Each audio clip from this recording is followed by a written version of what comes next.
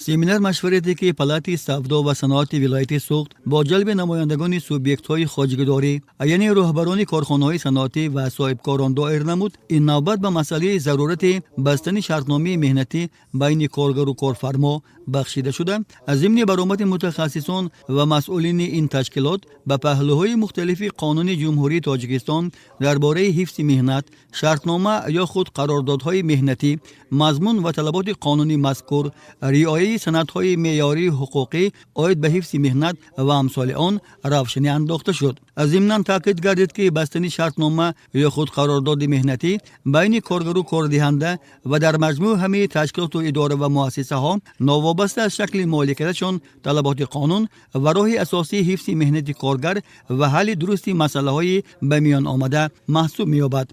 بر اساس کدکس مهنت جمهوری تاجیکستان وقتی که کارفرما یک صاحبکاران و کارخانه‌های صنعتی و کار قبول نمودن کارمند پیش از همه یکم درجه باید که شرطنامه مهنتی دو جانبه به امضا رسانند. در حالتی به امضا رساندن شرطنامه مهنتی دو جانبه حقوق و منفعت‌های هم کارمند و هم کارفرما حفظ کرده می‌شود و در حالت‌های به میان آمدن یگان بحث مناظره یا حالت‌های و یگان جراحت و در حالت استحصالات و یگان جراحت‌های جسمانی گرفتن کارمندان حقوق منفعت‌های کارمند حفظ کرده می‌شود و کارمند از حقوق منفعت‌های خود برخوردار می‌شود. مشاهده‌ها نشان می‌دهد که بعضی سوبیکت‌های خواجگدار برای بستن شرطنامه مهنتی با کارمند خودداری می‌نمایند که این غیر قانونی و مخالف کدکس مهنت باشد. یادآور می‌شویم که پلاتی سودا و صنعت ولایت سوخت طبق شرطنامه طرفین با سوبیکت‌های خواجگداری یعنی صاحبکاران همکاری را به راه مانده.